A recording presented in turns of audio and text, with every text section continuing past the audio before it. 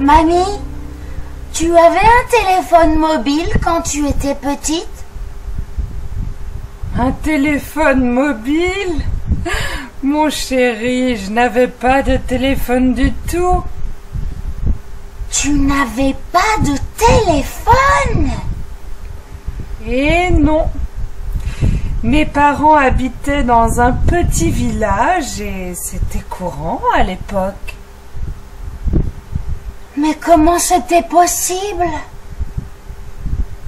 Les gens n'avaient pas la même vie que maintenant. On allait les uns chez les autres, on avait moins de vacances aussi. Tu regardais la télévision? Non, mes parents n'avaient pas la télévision. Mais je me souviens qu'on écoutait la radio. C'était un gros poste de radio. Cela m'impressionnait toujours d'entendre les voix qui sortaient de cette machine. J'étais trop petite pour comprendre comment ça fonctionnait. Je peux pas imaginer la vie sans télé.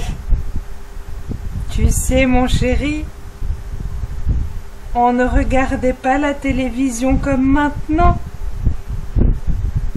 Pendant les dîners, on parlait, on discutait, et après, on jouait aux cartes, on lisait. Tu jouais comment si tu n'avais pas de console de jeu? Mais mon chéri, comme toi, j'avais beaucoup d'amis. On s'amusait comme des fous. On jouait dehors, dans la rue. Tu vois, il n'y avait pas toutes les voitures de maintenant. On courait dans tous les sens, on faisait des farces à nos parents, bref, on était des enfants.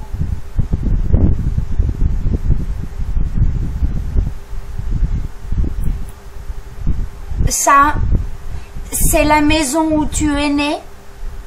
Ouais. C'est la maison que mes parents ont achetée en 1920.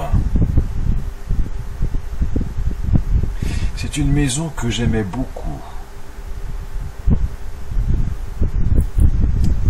Là, tu vois, c'est la chambre où je dormais. Regarde cette voiture. Elle est drôle. Oui, pour maintenant, elle est bizarre.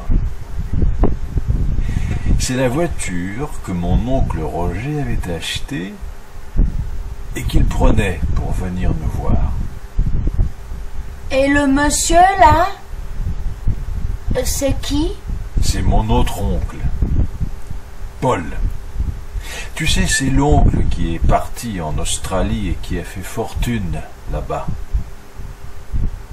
J'aimais beaucoup cet homme qui aimait l'aventure. Et cette photo, qu'est-ce que c'est? C'est la fête qui a été organisée quand mon père a pris sa retraite. Là, c'est un ami de mon père qui a apporté tous les cadeaux. Je me souviens très bien de lui. Cet homme qui avait une énorme moustache avait aussi une grosse voix qui me faisait peur. Et pourtant, il était très gentil. Et cette dame-là? Cette dame, c'est ma tante Victoire qui m'a emmené pour la première fois de ma vie à Paris. J'ai un très bon souvenir de ce voyage qui a été extraordinaire pour moi. Imagine, un petit garçon qui n'avait jamais quitté sa campagne, qui vivait au milieu de la ferme avec les vaches et les canards. Waouh! Tu avais quel âge, papy? Ben regarde, c'est marqué 1949. Ah oui, c'est l'année où je suis allé à Paris avec ma tante. J'avais 10 ans. Regarde cette photo. C'est l'hôtel où nous sommes allés. Je crois qu'il n'existe plus maintenant. Et ce bébé-là, c'est papa. Mais non, mon garçon. Ce bébé, c'est l'oncle Paul que tu as vu sur l'autre photo. Excuse-moi, je suis en retard. Tu es là depuis longtemps? Oui, j'attends depuis une demi-heure. J'ai téléphoné sur ton mobile il y a 10 minutes. Mais tu n'as pas répondu. Oui, j'ai parlé à Mathilde pendant 5 minutes. Mais pourquoi est-ce que tu es tellement en retard? Ah, le bus est resté bloqué pendant au moins 20 minutes dans une petite rue. Normalement, le bus fait le trajet en 10 minutes au total. Oui, je comprends. Mais tu es certainement parti trop tard. Ah, pas du tout, je suis parti à l'heure. Pour commencer, j'ai attendu le bus pendant 10 minutes. Et... Raphaël, entre vite, le film va commencer dans 2 minutes. Tu me raconteras après. Alors, comment s'est passé ton voyage? Incroyable! Raconte! Je suis parti vendredi soir. D'abord, les trains étaient en grève. Donc, tu imagines la circulation sur l'autoroute. Il y avait 15 km de voitures arrêtées. Un enfer. Tu n'as pas pu prendre une autre route? Si, bien sûr, j'ai essayé. J'ai quitté l'autoroute. Mais quand je suis arrivé à Villefranche, la route était bloquée. Les gendarmes arrêtaient toutes les voitures, contrôlaient tous les papiers. Apparemment, ils cherchaient quelqu'un. J'ai attendu plus d'une demi-heure. Et après?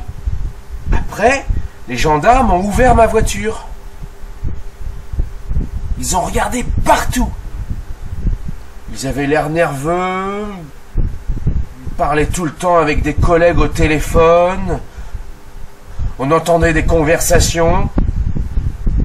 Et soudain, ils m'ont demandé... Quoi? J'ai dû entrer dans leur fourgon. Ils m'ont interrogé pendant 1 heure. Tu imagines, Lucie? 1 heure? Je savais bien que tu étais un grand criminel. Merci, t'es très gentil. Bref, un gendarme écrivait tout ce que je disais. Les autres continuaient à arrêter des voitures. Personne ne m'expliquait rien. Et comment ça a fini? Eh bien, soudain, j'ai entendu des cris, des gens qui parlaient fort. Les gendarmes m'ont dit « Ça va, vous pouvez partir ». Quand je suis sorti du fourgon, j'ai vu un autre type qui était arrêté entre 2 gendarmes. Lucie, c'était incroyable. Cet homme me ressemblait énormément, comme un frère jumeau. Il était même habillé comme moi. C'était comme dans un film. J'avais l'air tellement stupéfait qu'un gendarme a commencé à rire. Vous êtes... Abonnez-vous à la chaîne C'est très nécessaire. Je vous aime beaucoup. Au revoir.